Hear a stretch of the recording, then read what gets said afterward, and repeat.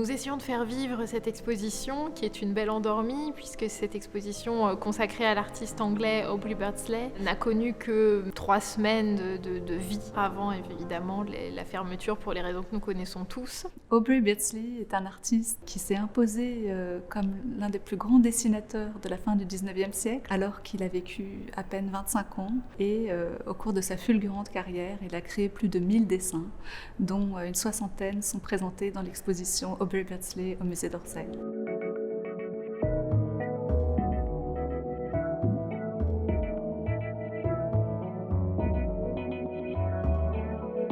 Il s'agit d'un jeune homme qui restera éternellement jeune puisqu'atteint par la tuberculose, il est décédé à l'âge de 25 ans. Toute son œuvre est donc condensée sur 7 ou 8 années d'intense créativité artistique. Il est dessinateur et illustrateur. C'était un très très grand travailleur. D'ailleurs, il disait « rien ne m'amuse tant que le travail ». Et il a produit des dessins très originaux, un style très particulier, à tel point que la fin du 19e siècle à Londres a pu être qualifiée de Beardsley Period. Et il a influencé énormément d'artistes.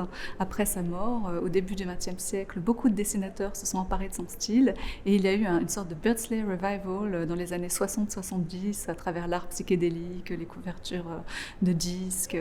Donc vraiment un artiste qui a une très très grande influence.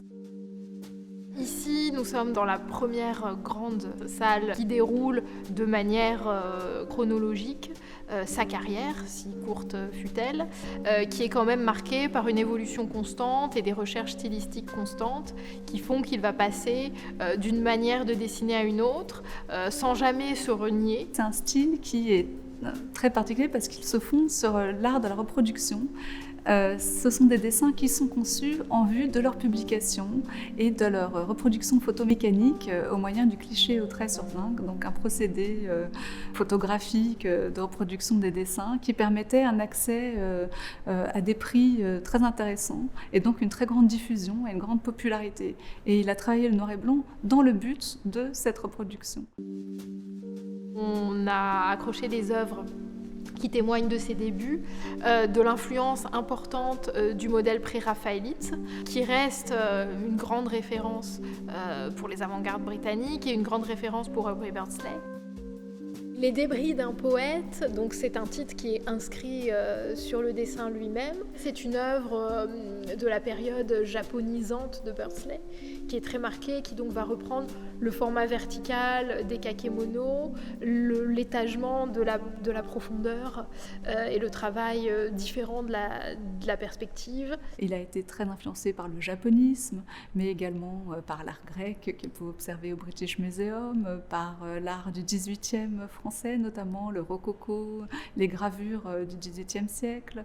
Donc l'exposition commence avec sa première grande commande, qui une commande de presque 400 dessins en fait, pour illustrer une légende médiévale du cycle arthurien. Pour illustrer la mort d'Arthur, Beardsley va s'émanciper en fait progressivement de cet héritage pré-raphaélite, qui est certainement beaucoup trop sage pour sa personnalité très foisonnante et débridée. C'est un illustrateur particulièrement virtuose qui s'émancipe complètement de la lettre du texte pour laisser libre cours à sa fantaisie, avec une végétation très très prenante, ces serpents relativement inquiétants qui jaillissent de partout, puis ces petits jeux dont Beardsley était féru, de cacher des détails dans le dessin. Il y dissimule à la fois ses initiales, on voit ce petit phallus qui apparaît dans ce même jeu de lignes extrêmement fin.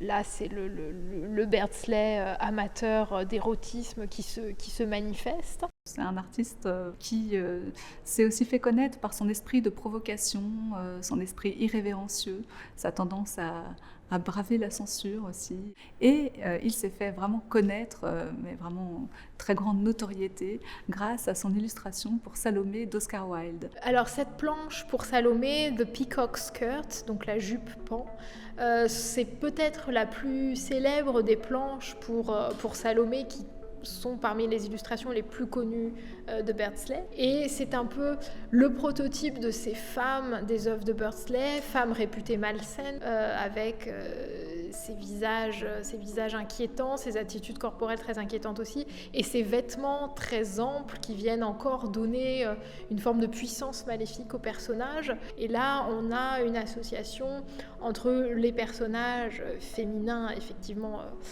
complexes et relativement malfaisants de l'histoire de Salomé, et ce Pan qui est à la fois beau mais vain et donc porte des valeurs lui-même assez ambiguës. Mais malheureusement, cette association avec Oscar Wilde lui a coûté cher, puisque suite au procès d'Oscar Wilde pour homosexualité, Aubrey Beardsley a été associé au scandale et a dû quitter l'Angleterre. Il a été renvoyé en fait de la maison d'édition pour laquelle il travaillait, de la revue pour laquelle il travaillait, et il s'est enfui à Dieppe. À Dieppe, il a rencontré un cercle d'artistes et l'éditeur Leonard Smithers, qui était un érotomane érudit, selon les mots d'Oscar Wilde, et qui était spécialiste dans la publication d'ouvrages pornographiques. Avec Leonard Smithers, ils ont fondé The Savoy.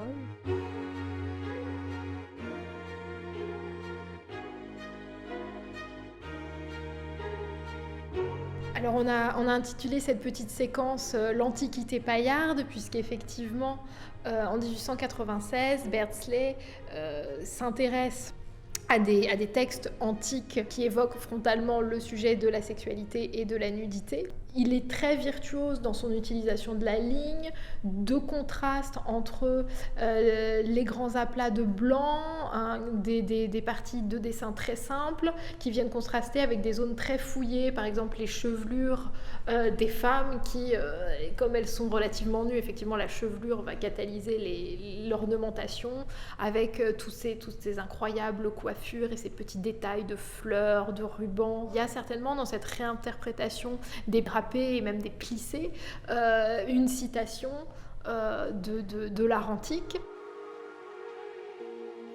Il avait été très marqué dans les rues de Paris par le renouveau de l'art de l'affiche et par la manière dont les affiches mettaient l'art dans la rue, donc diffusaient l'avant-garde artistique pour le plus grand nombre. Il s'est essayé lui-même, on expose ici 3 affiches qu'il avait composées.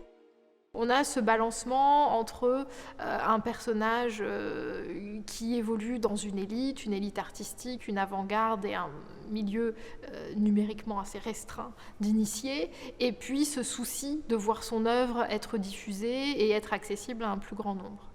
C'est un des multiples paradoxes d'Aubrey Beardsley. Beardsley a quand même pu, malgré ses conditions de santé et sa brève existence, voyager un peu en Europe, aller notamment à Paris, à Bruxelles, rencontrer un certain nombre d'artistes, jusqu'à son installation dans le sud de la France, prélude à son décès, puisqu'il décède à Menton. Beardsley a eu un grand succès, certes sulfureux, mais un grand succès de son vivant. Donc on lui a tout de suite donné ce rôle extrêmement fort de catalyseur de tout ce qui se passait dans le milieu décadent anglais. C'est un artiste qui a été redécouvert par les protagonistes de la culture pop, du psychédélisme. Finalement, beaucoup de gens, dans ces années-là, ont vu des images de Beardsley ou des images d'après Beardsley sans forcément avoir eu connaissance de leur auteur, de l'histoire de leur auteur et de la diversité de son travail.